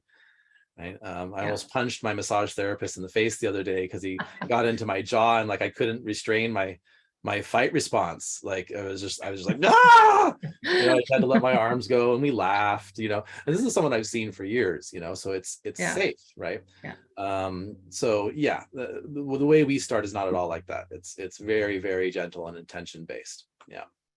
I'll add to that and I'll get to the next question. When we do have things that require body work, for example, having this on board will transform how your system integrates that body work. Yeah. Having done body work with people through the Feldenkrais method, I mean, I know my earlier years before I had this on board, I was not that I wasn't doing a service to the person, they were finding a nice movement, but there wasn't that attunement to the pacing, the listening. And when you can be in your body and sense these things, it falls into place and integrates so much better. Yeah. So one question here, it's a bit more logistical. How much deeper dive does SPSM go than your 21-day nervous system tune-up? I'm a Mm. biopsychology student who's done numerous therapies.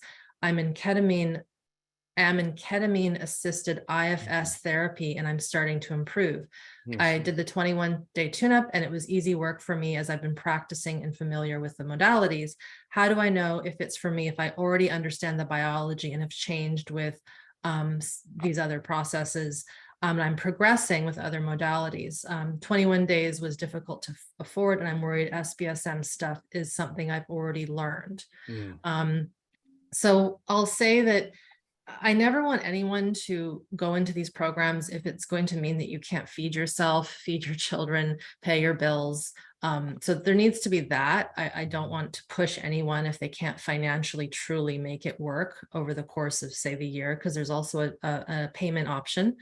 The difference, I'll just say that the differences between the two is SBSM goes much deeper into working with the stress physiology because we're working with the stress organs, the kidneys, the adrenals, the brainstem, the gut, the fascia, the layers, the joints, the diaphragms.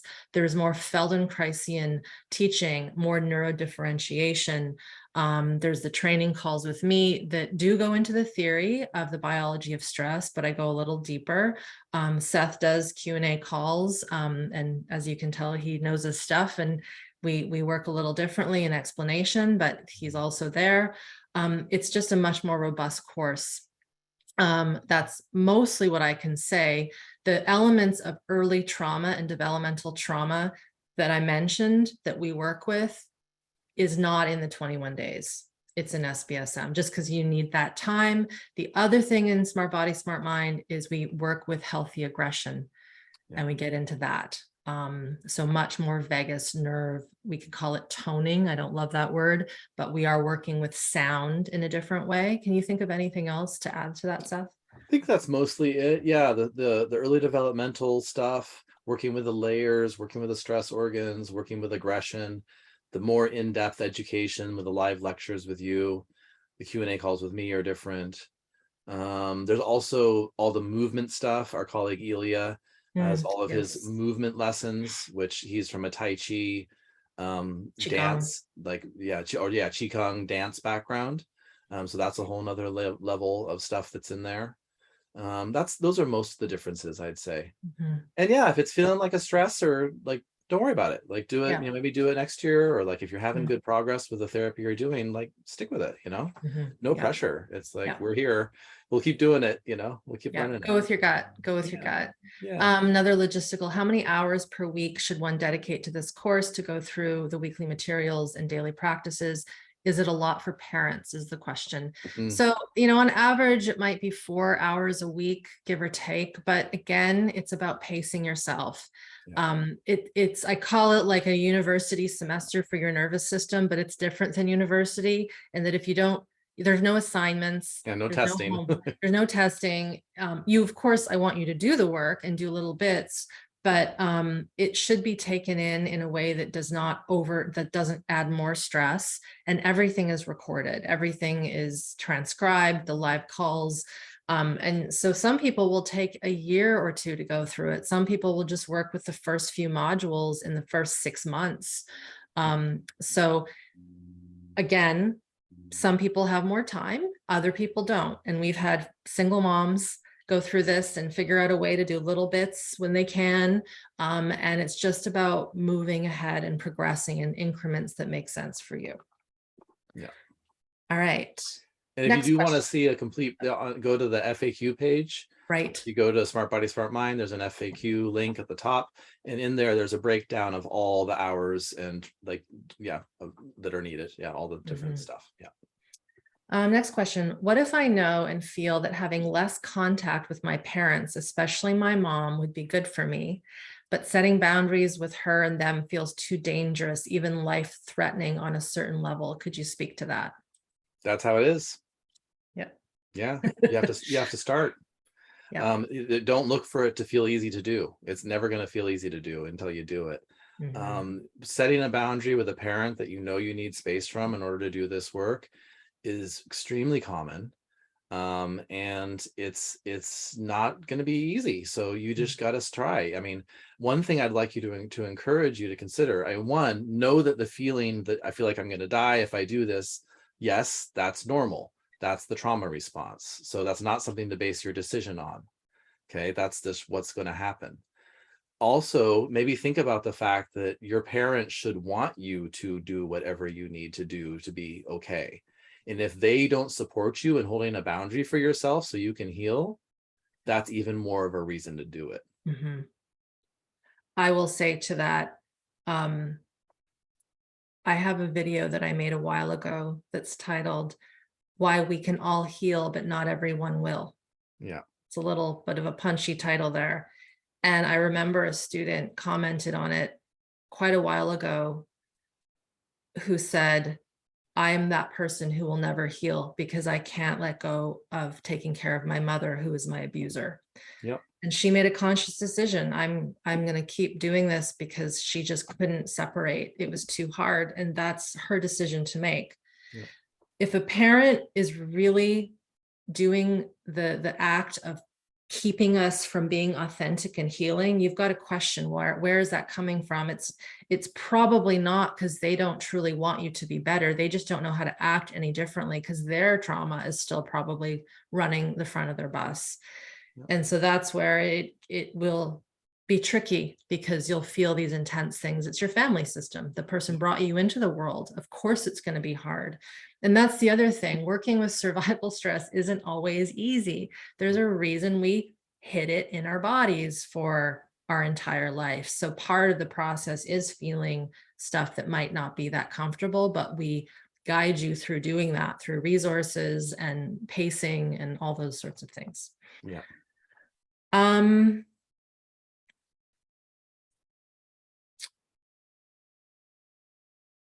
If one child is expressing a ton of anger, but it stresses the other child of the same age, is it okay to have the child who isn't expressing go to her room while the meltdown is happening and tend to her after the meltdown has subsided? Sure. Yeah. Yeah, absolutely. Consciously, it's you know why you're doing it. Yeah. Right. Yeah. Versus screaming to the child, get to your room, right? It's like, Yeah. come on, let's keep you safe. And I'm going to be with your brother, sister. Yeah. Yeah. Yeah. And I'll and let them know I will be in here afterwards to be with you and check on you. You know? Exactly. Yeah. This is a comment. I'll just address it. Pent up survival energy after school. Is that natural, or does that mean we need to reevaluate our schools? Yes, we do. Yes, and yes. It's a natural response to a toxic system. I think that, again, Gabor Mate speaks about this and other people do. The way that we teach our children is absolutely ridiculous. And I think there's a reason why more and more parents are homeschooling their kids. The thing that I worry a little bit about is that there's not enough structure in the homeschool world, because I have seen that go sideways, where there isn't enough rules and there isn't enough, you got to get this done. Because in the real world, sometimes you have to get stuff done. And that's very important. Yeah, it's a fine line between the really toxic current sort of normal industrialized school system. And then like you guys living where how I did, like in sort of the hippie community for 15 years, like I've seen shit go way off the rails in the other direction, where there's like no structure, nothing happening, no learning is going on, right? So I think our entire school system has to be completely redesigned from the ground up. Homeschooling is probably a better option for now. And yeah, it's if your kids having all this aggression after school, it's like, yeah, support them in getting that out because they're responding naturally. Yeah. This is an interesting one, so I'm going to read it. I grew up on frozen Hot Pockets, Lunchables, microwave dinners, and never got the proper nutrition my body needed. I think Seth and I both know that, but also consumed a lot of chemicals. Does this count as trauma to the body, and can that be healed through this work? Yes.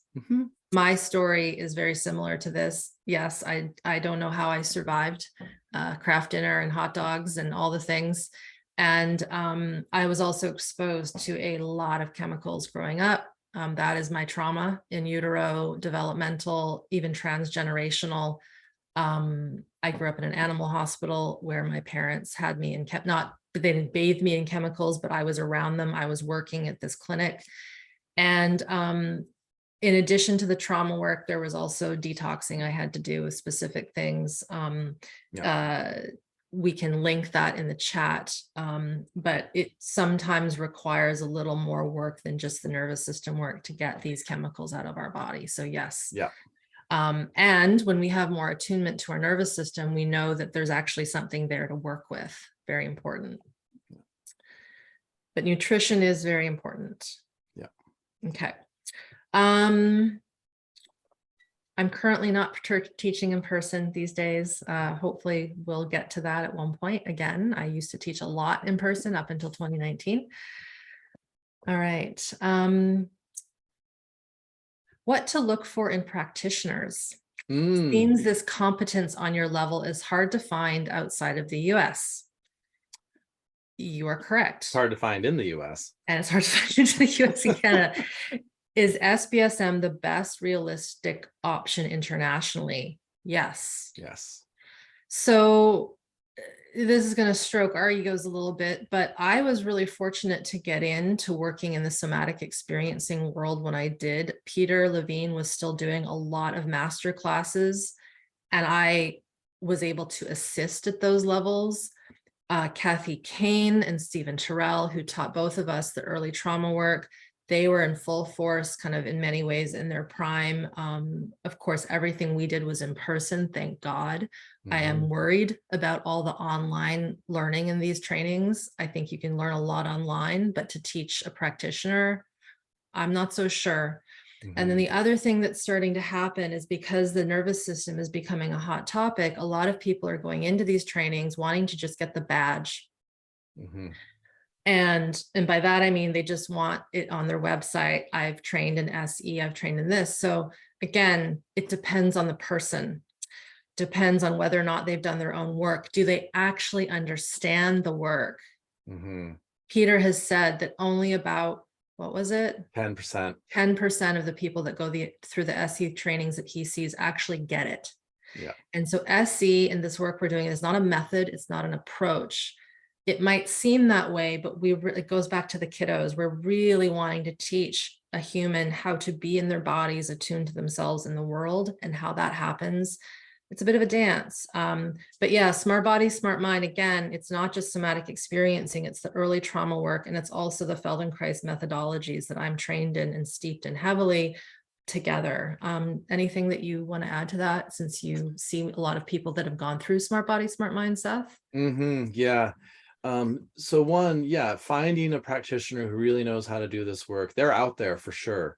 But in relation to the amount of need, they're like a needle in a haystack, because almost everyone in the industrialized world is traumatized to one degree or another. And we all need this work. So finding a practitioner who really knows how to do it can be difficult. If you find one, that's awesome. In terms of what to look for, which I believe you asked, like, well, do you feel like they get you? Do you feel that sense of being attuned to? Do you know what that even means to start, right? Because so many times our experiences in therapy we're being met at the mind level or confronted, or right. A practitioner who really knows how to do this work has to have done their work, because in this modality, you can only take someone as far as you yourself have gone, because you are the one as the practitioner who is providing the template for that other person's system. So if you don't have that regulation in yourself, you're not going to be able to help your client have it and develop it. So it's hard to find all of that. If you do find someone who feels like you feel like they get you and you're feeling like met, you also want, like, they should be able to tell you a rough sort of idea of what they're going to do. Like, this is what I'm thinking we need to do. I think we should work on this, and we're going to do this for this reason. Right? They should, if they tell you that you're going to be all better in any X amount of time, then run far away, because that is not good. They don't know how long it's going to take. And if they say they do, then they're fooling themselves. So those are some things. But yeah, all the clients that I've had the most success with have done either the 21 days or SBSM first, because then they come into the sessions already knowing so much about themselves, and I don't have to explain some of the basic principles and teach it to them. They already know. So we can get into really effective work, like, pretty quickly. So I think it's definitely the best option internationally, unless you're blessed enough to live near or have access to a really skilled and attuned practitioner. And that was how I created SBSM. I was in private Yeah. practice and I was finding that, the cost is interesting because there were some people that had worked with me for up to 3 years, once a week. Do Mhm. the math. That's a Yeah. lot at $200 a session because that's what we have to charge in the city. And I felt like I was just not getting to where I knew people could get to. So I started creating homework lessons for them. I started creating a PowerPoint presentation so that they could learn the theory. And then one thing led to another. I'm like, we just need to put this in an online space. And so while I'm not in private practice now, I appreciate how some people might need that. But man, it's like exercise. You can't get fit by just seeing a trainer once a week. Mhm. You have to do something every day. You can't just eat one healthy meal once a week. While that's still a good thing to have, you need to keep doing this. Mhm. Just like when I go back to the kids, if you have an infant, you can't be attuned to them once a week, right? So when you're trying to relearn this for yourself, you really need to take this on more so as a study Mhm. and as a learning practice than going in and saying, I'm going to fix all my trauma. That tends to be less, Mhm. we really try to say to folks, we want you to see this as a learning shift. You're learning how to learn again. And then with time, because the system wants to get rid of these things, or it wants to find safety, it will eventually find safety. Um, and I have impacted way more people with my online work than when I was in private practice, because people are getting that consistency and that practice over and over again. Yeah. And yeah, I was told that it wouldn't work Mhm. by many high level folks. And not to say that it's for everyone, Mhm. but we have the template in our body to learn this stuff. Yeah. And one thing I'll Um, say, and oh, just the final thing about the therapeutic relationship, I've written an article about how, it's not a specific, there's no specific tools or techniques that heal trauma. It's about relationship. So that may sound contradictory to what we're saying here, but the thing is, you can develop that therapeutic relationship with yourself. It's something that you can give to yourself. And you may find that it'd be useful at some point to connect with another practitioner. That's mhm, awesome. mhm, But if you can first develop that with yourself, man, what a leg up you have. And many people, it's enough. Like there's been many people who've gone through these programs and they didn't need one-on-one work. They got better mhm. just Yeah, from doing this and becoming their own practitioner, becoming their own safe person, right? yeah. Yeah, I would say that your relationships at home are very important. Yeah. Um, if you are still living in a very abusive, toxic environment in your home life, that doesn't mean that you can't make progress, but eventually You're gonna have to stop. you're going to have to shift something. A job that's toxic, I've actually worked with some folks where we've actually used the toxic job as a way for them to learn about themselves Mhm. and then eventually and set boundaries. And then eventually they do leave. But they have kids, they need to make money. They can't just quit on a whim. So it's like, let's work with this, right? But those who I have found do succeed, I don't want to say quicker, but maybe with a little more ease, even if they have severe complex PTSD. Isabel, we talked to yesterday on a live, one of our students, she has a loving husband. There's a good, wholesome relationship. There's food in the fridge. They have a home. So her basic needs have been met. And she even said, I have an ACE score of 9 out of 10, tons of abuse growing up, tons of complex PTSD. But because she A, wants to do the work, B, has a safe environment, literally, and C, is going at her own pace, she was able to make some pretty big shifts quite quickly. Mm. Okay, we're at 2 hours. So Yeah, I'm very tempted to say we got to call it because I have to probably. pee. I have to pee. But I know that there's a few other questions. We got through most of them. Okay. And in seeing some of the questions, the answer all comes down to grow your own nervous system regulation, whether it's through us and the course that's about to start next week, wonderful. If it's through going through more of my free resources on my site, please use those as opposed to going onto YouTube and finding some quick hacks to tone the vagal nerve. I did a talk on biohacking a couple of days ago. If you didn't see that one, please watch that, because I do have some gentle audio lessons that you can start with. The 21-day nervous system tune-up is another way that you can begin. But at the end of the day, we want to have this capacity back. We want to build self-regulation.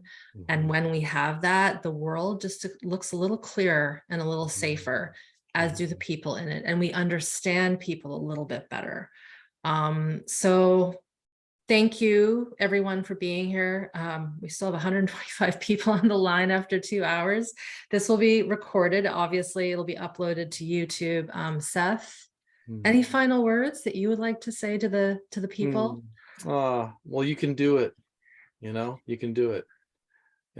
I'm living proof. I'm not like special. I'm just a human. And I went from being a scared, anxious, hippie, couldn't deal with society, to being here with you and teaching and sharing this information and working with clients and feeling safe in the world. It's possible. It's not an unreachable goal. You can absolutely do it. So I encourage you to feel into your gut, feel into your body. What do you feel pulled to do? Are you feeling a pull to try out this work with us? If so, listen to that. If it doesn't feel like the right time, then listen to that, right?